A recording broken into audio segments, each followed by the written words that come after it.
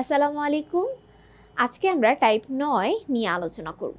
তো চলো শুরু করি। কি বলা হয়েছে প্রথম কোশ্চেনেই বলা হয়েছে হলো যে তথ্য প্রযুক্তির কারণে সহজসাধ্য হয়েছে নিচের কোনটি? লেখালেখির কাজ করা, খাবার কাজ করা, হিসাবের কাজ করা। প্রথমত তথ্য যোগাযোগ প্রযুক্তি আসার ফলে আমরা কম্পিউটারের মাধ্যমে খুব সহজে লেখালেখি করতে পারছি, হিসাব নিকাশ করতে পারছি এক্সেল অ্যান্ড ওয়ার্ড সফটওয়্যার সাহায্যে। সো অ্যান্সার 1 আর 3। 1 আর 3 কোথায় আছে? 1 আর 3 আছে খতে, তো অ্যান্সার হবে 2। পরবর্তী প্রশ্নে কি বলা আছে? পরবর্তী প্রশ্নে বলা হয়েছে যে কম্পিউটারের হিসাব নিকাশ করার প্রোগ্রামকে কি বলা হয়? হিসাব নিকাশ করার প্রোগ্রামকে স্প্রেডশিট প্রোগ্রাম বলা হয়। পরবর্তী প্রশ্ন, যে ডকুমেন্টকে আকর্ষণীয়ভাবে উপস্থাপনা করার জন্য করা যায় কোনটি প্রয়োগ করে? আচ্ছা, আকর্ষণীয়ভাবে আমরা কোনটি সাহায্য করতে পারি? ওয়ার্ড আর্ট যুক্ত করে, টেবিল বা ছবি যুক্ত করে, পৃষ্ঠা নাম্বার দিয়ে, হেডার এবং ফুটার যুক্ত করে। অ্যাকচুয়ালি আমরা টেবিল এবং যখন ছবি যুক্ত করি তখন একটু বেশি আকর্ষণীয় লাগে। ঠিক আছে, তো অ্যান্সার হবে খ। পরবর্তী প্রশ্ন, কোনো সফটওয়্যারে ছবি, গ্রাফ, চার্ট ইত্যাদি সংযোজন করে আকর্ষণীয়ভাবে উপস্থাপনা করা যায়? আমরা জানি ওয়ার্ড প্রসেসরের সাহায্যে আমরা খুব সুন্দর করে ছবি, গ্রাফ, চার্ট ইত্যাদি যুক্ত করতে পারি। পরবর্তী প্রশ্নে চলে যাব আমরা। দেখো, এবার এই প্রশ্নে কি বলা হয়েছে? 192 নম্বর প্রশ্নে বলা হয়েছে ডকুমেন্টকে আকর্ষণীয় করার জন্য ব্যবহৃত হয় কোনো একটা ডকুমেন্ট বা কোনো একটা ফাইল, সেটা আমি আকর্ষণীয় করে ব্যবহার করি কি আকর্ষণীয় করার জন্য ব্যবহার করি cell, graph, table. Graph and table আমরা সাধারণত ব্যবহার করে থাকি, যার ফলে আমাদের কোনো একটা ডকুমেন্টের মধ্যে যে গ্রাফ আকারে দেখাই কোনো একটা তথ্য বা টেবিল আকারে দেখাই, তাহলে দেখবে ইজিলি বোঝা যায়, যে কারণে অ্যান্সার হবে গ্রাফ, টেবিল। 2 আর 3। 2 আর 3 কোথায় আছে? গতে আছে। পরবর্তী প্রশ্ন, কোনো কমান্ড ব্যবহার করে বড় কোনো ডকুমেন্ট অল্প সময়ে শব্দ খোঁজা যায়? আচ্ছা, কোন কমান্ড ব্যবহার করে আমরা বড় একটা ডকুমেন্ট অল্প সময়ে খুঁজে বের করতে যাচ্ছি?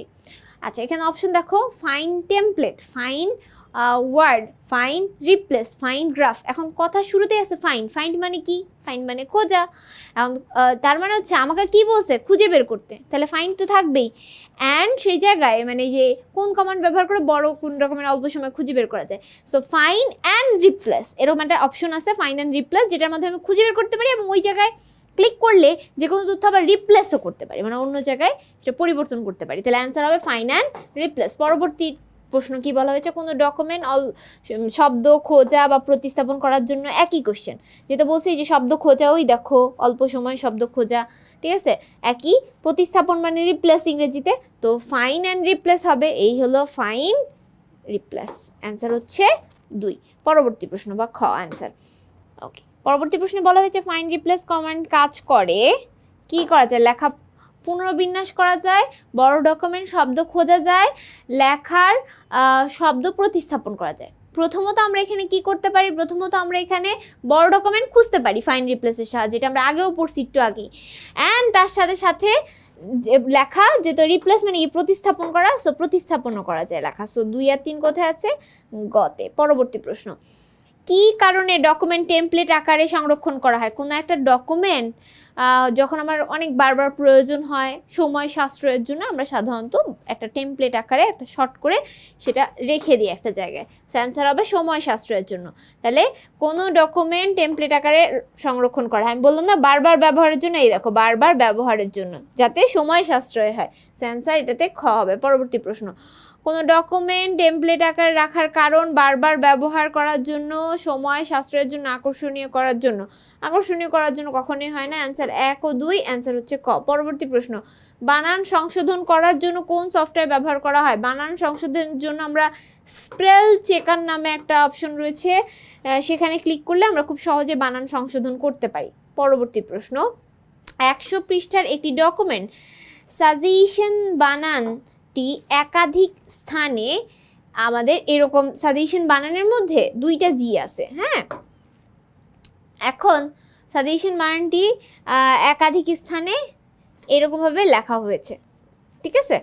এখন কোন কমান্ড ব্যবহার করে দ্রুত সময় বানানটি সঠিক করা সম্ভব। প্রথমত সাজেশন বানানে আমাদের বানান যেহেতু ভুল আছে, তার মানে আমাকে তথ্যটা খুঁজে বের করতে হবে। সেই ক্ষেত্রে আমাকে ফাইন অ্যান্ড রিপ্লেস কমান্ডে মানে ফাইন করলাম, খুঁজলাম, রিপ্লেস করলাম, মানে যে জায়গাটায় বানান ভুল আছে সেটা ঠিক করার ক্ষেত্রে আমরা রিপ্লেসে ক্লিক করলাম। অ্যান্সার হচ্ছে খ। পরবর্তী প্রশ্ন, স্পেল চেকার সফটওয়্যারের সাহায্যে সহজে বানান সংশোধন করা যায়, ফাইল সংরক্ষণ করা যায়, স্বয়ংক্রিয়ভাবে বানান সংশোধনের ব্যবস্থা থাকে। স্পেল চেকারের সাহায্যে আমরা বানান সংশোধন করি সহজে, আর এই সেটাই বানান সংশোধনের ব্যবস্থা স্বয়ংক্রিয়ভাবেই থাকে। অ্যান্সার হচ্ছে 1 আর 3। 1 আর 3 কোথায় আছে?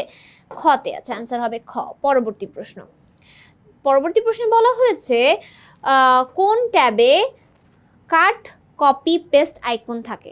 কাট কপি পেস্ট আইকন থাকে বেসিক্যালি আমাদের হোম আইকনে। হোম আইকনে ক্লিক করলে আমরা কাট কপি পেস্ট এই বিষয়গুলো পাই। কিবোর্ডের কোন বোতামকে রিটার্ন বোতাম বলা হয়? ঠিক আছে, 103 নম্বর কোয়েশ্চেনের অ্যান্সার হচ্ছে ইন্টার। তার কারণ হলো কিবোর্ডে যখন আমরা রিটার্ন বাটন বলতে বোঝানো হচ্ছে যখন আমরা ইন্টার কিতে প্রেস করি তখন আমরা নতুন আরেকটা লেখা শুরু করতে পারি, তার মানে রিটার্ন যেতে পারছে আগের জায়গায়। ধরো এখানে লেখা হয়েছে, এখানেই শেষ, তাহলে আমি কি করবো? আবার এইখান থেকে আবার শুরু করবো না লেখাটা, তাহলে আমাকে আবার ইন্টার চেপে আবার এখানে আসতে হবে। বুঝতে পেরেছি? আচ্ছা, তারপরে রিবনের কোন আইকনে ক্লিক করলে মেনু আসে? আচ্ছা, রিবনের কোন আইকনে ক্লিক করলে মেনু আসে? সাধারণত আমাদের হোম মেনুতে ক্লিক করলে, মানে হোম ট্যাবের হোম আইকনে ক্লিক করলে আমরা সাধারণত মেনু আসবে।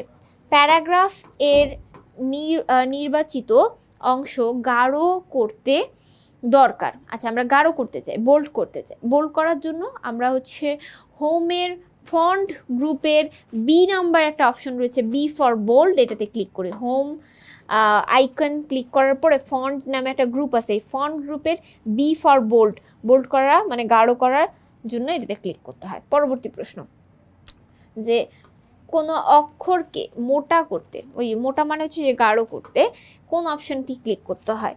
সো বোল্ড করাই, তো অ্যান্সার হবে বোল্ড। নতুন প্যারাগ্রাফ তৈরি করতে কিবোর্ডের কোনটিতে চাপতে হয়? নতুন প্যারাগ্রাফ তৈরি করার জন্য আমাদের হচ্ছে এন্টার, আমরা হচ্ছে এন্টার কি চাপি। ঠিক আছে, এন্টার কি চাপি। পরবর্তী প্রশ্ন, প্যারাগ্রাফ গ্রুপের হচ্ছে ইন্ডেন্ট অপশন থাকে লেফট, রাইট, মিডিল, কোন জায়গায়? আচ্ছা, লেফট অ্যান্ড রাইটে আমাদের এই অপশনটা থাকে। তারপরে পরবর্তী প্রশ্ন, পরবর্তী প্রশ্নে কি বলা হয়েছে 109 নম্বরে দেখো,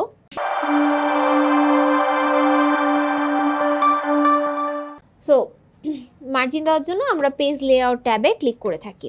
ওয়ার্ড 2007 এর নিচের কোন পেজ লেআউট অন্তর্ভুক্ত? নিচে কোনটা পেজ লেআউটের অন্তর্ভুক্ত? যেহেতু পেজ এর অন্তর্ভুক্ত, পেজ যখন বলছে তো পেজের মধ্যে আমরা সাধারণত মার্জিনের কথাই প্রথম মাথায় আসে, যে পেজ যখন তুমি হাতে পাও কি করো? মার্জিনে দাগ দাও না, মার্জিন করো না। সো অ্যান্সার হবে মার্জিন আইকন। সো পেজ লেআউটের অন্তর্ভুক্ত হচ্ছে মার্জিন আইকন। মার্জিন ঠিক করার জন্য রিবনের কোন ট্যাবে ক্লিক করতে হয়? মার্জিন ঠিক করার জন্য রিবনের কোনটিতে ক্লিক করতে হয়? মার্জিন ঠিক করার জন্য আমাদের পেজ লেআউটে ক্লিক করতে হয়। সো অ্যান্সার হবে হচ্ছে পেজ লেআউট। পরবর্তী প্রশ্ন, 112 নম্বর প্রশ্নে বলা হয়েছে মার্জিন অপশন থাকে। মার্জিন অপশন থাকে হচ্ছে কাস্টমাইজ মার্জিনে। মার্জিন অপশনের মধ্যে কি কি থাকে? কাস্টমাইজ মার্জিন থাকে, ইনসার্ট রিবনে থাকে, হোম রিবনে থাকে, না ভিউয়ে থাকে? অ্যাকচুয়ালি মার্জিন অপশনের মধ্যে থাকে হলো customize margin. Word 2007 margin icon নিচের কোন ট্যাবে পাওয়া যায়? মার্জিন আইকন সাধারণত আমরা পেয়ে থাকি পেজ লেআউটে। ইম্পর্টেন্ট কোয়েশ্চেন, রাজশাহী বোর্ড দেখো 2023-এর কোয়েশ্চেন। মার্জিন ঠিক করা যায়, মার্জিন ঠিক করা যায় রিবন এর পেজ লেআউট ট্যাব ক্লিক করে, মার্জিন আইকন ক্লিক করে, হেডার ফুটার। এখন মার্জিন ঠিক করার জন্য আমরা রিবনের পেজ লেআউটে অবভিয়াসলি ক্লিক করি, মার্জিন আইকনে ক্লিক করি। সো 1 আর 2 অ্যান্সার হচ্ছে ক। পরবর্তী প্রশ্ন, ওয়ার্ড 2007 এর লাইন স্পেসিফিং দেওয়ার জন্য কোন মেনুতে মেনুর অধীনে কাজ করতে হয়? আচ্ছা, মেনুর ভিতরে কাজ করতে হয়, অধীন মানে ভেতরে। আচ্ছা, ওয়ার্ডে আমরা লাইন স্পেসিফিং দেওয়ার জন্য, মানে লাইনের মধ্যে ডিস্টেন্স দেওয়ার জন্য, লাইন ডিস্টেন্স দেওয়ার জন্য আমরা হোম এ ক্লিক করি। ঠিক আছে, হোমে ক্লিক করে আমরা লাইন ব্যবধান দিয়ে থাকি। পরের কোশ্চেন দেখো, ডকুমেন্টের প্রত্যেকটি লাইন ব্যবধান নির্ধারণ করার জন্য ব্যবহৃত হয়। অপশনে কি বলা আছে? Page layout tab, paragraph group, আর হচ্ছে স্পেসিফিং অপশন। তো দেখেই বোঝা যাচ্ছে, যেহেতু আমাদের বলছে লাইন ব্যবধান, ব্যবধানকে বলা হয় স্পেসিফিং বা হচ্ছে লাইন ডিস্টেন্স, তো স্পেসিফিং লাইন স্পেসিফিংও বলা হয়। তো অ্যান্সার 3 হবে। আর যেহেতু এটা পেজের অন্তর্ভুক্ত, তাহলে পেজ লেআউট 1 আর 3, 1 আর 3 কোথায় আছে? খতে, অ্যান্সার হবে খ। পরবর্তী প্রশ্ন, লাইন স্পেসিফিং অপশনটি কোন গ্রুপে পাওয়া যায়? লাইন স্পেসিফিং আমরা সাধারণত প্যারাগ্রাফ গ্রুপে পেয়ে থাকি। পরবর্তী প্রশ্নে কি বলা হয়েছে চলো দেখি। তোমার প্রস্তুতকৃত ডকুমেন্ট প্রতি পৃষ্ঠার ওপরে ডকুমেন্টের টাইটেল স্বয়ংক্রিয়ভাবে লেখার জন্য ইনসার্ট ট্যাবের কোনটি ব্যবহৃত হয়? যেহেতু পৃষ্ঠার উপরে নাম্বার দেওয়ার কথা বলা হয়েছে, সো অ্যাকচুয়ালি হবে হচ্ছে হেডার। হেডারের উপর ক্লিক করলে আমরা পৃষ্ঠার নাম্বার দিতে পারি, ফুটারে ক্লিক করলে পৃষ্ঠার নিচে নাম্বার দিতে পারি। আর পেজ নাম্বার যখন ইন্ডিভিজুয়ালি বলবে তখন হবে হচ্ছে পৃষ্ঠা শুধু নাম্বার দেওয়ার ক্ষেত্রে পেজ নাম্বারে ক্লিক করে থাকি। পরবর্তী প্রশ্ন, ওয়ার্ড 2007 এর কোন ট্যাবে হেডার এবং ফুটার গ্রুপ থাকে? ইনসার্ট ট্যাবে।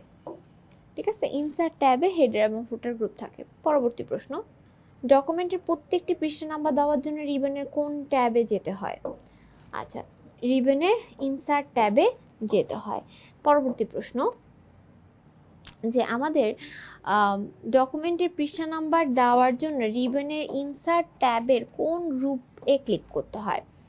আচ্ছা, হেডার ফুটার গ্রুপকে আমাদের ক্লিক করতে হয়। পরবর্তী প্রশ্ন, হেডার ফুটার গ্রুপ আইকন থাকে কোথায়? থাকে হেডারে থাকে, অ্যান্ড থাকে হচ্ছে আমাদের পেজ নাম্বারে, যেহেতু আমরা পেজ নাম্বার দিয়ে থাকি ইনসার্ট ট্যাব থেকে, সো পেজ নাম্বার অ্যান্ড হেডারে থাকে। আর হচ্ছে হাইপার লিঙ্কে থাকে না কখনো। ঠিক আছে, তো অ্যান্সার হবে 1 ও 2। পরবর্তী প্রশ্ন, নিচের উদ্দীপক এর আলোকে 123 নম্বর প্রশ্নের উত্তর দাও। উদ্দীপকটা দেখতেই পাচ্ছ। উদ্দীপকে ব্যবহৃত চিত্রগুলো হোম ট্যাবের কোন গ্রুপে থাকে? সাধারণত এটা পেজ মার্জিন বোঝাচ্ছে। সো পেজ মার্জিন মানে মার্জিন থাকে কোথায়? মার্জিন থাকে হচ্ছে পেজ লেআউটে। সো অ্যান্সার হবে পেজ লেআউট। সবগুলো পেজ সংক্রান্ত বিষয়। এটা হচ্ছে পেজ মার্জিন দেওয়ার জন্য এরকম আইকনে ক্লিক করতে হয়। এটা হচ্ছে পেজ ওরিয়েন্টেড করার জন্য এটাতে ক্লিক করতে হয়। এটা হচ্ছে পেজের ভেতরে পেজের সাইজ নির্ধারণ করার জন্য, অর্থাৎ তুমি A4 সাইজে লিখছো, A2-তে লিখছো, B4-এ নাকি B5-এ নাকি লিগাল পেপারে লিখছো। লিগাল পেপার বলতে যে দলিলের লিখি না আমরা, দলিল লেখার যে কাগজ, এটাকে লিগাল পেপার বলা হচ্ছে। নাকি লেটার পেপারে লিখছো, কোন পেপারে সেটা আগে মানে তুমি কী টাইপের লেখা লিখতে চাচ্ছ আগে পেপার সিলেক্ট করে নিতে হবে। ঠিক আছে, যেমন তোমরা অ্যাসাইনমেন্ট A4 পেপারে করো না, সো এটাতে ক্লিক করলে আমরা A4 পেপার সিলেক্ট করতে পারি। তারপরে এটাতে ক্লিক করলে কি হয়? এটাতে ক্লিক করলে হচ্ছে পেজের ভিতরে তুমি কয়টা কলাম চাচ্ছ সেটা তুমি এটার মাধ্যমে ক্লিক করলে জানতে পারবা। তাহলে এটা কোথায় পাবা? এটা পাবা পেজ লেআউটে।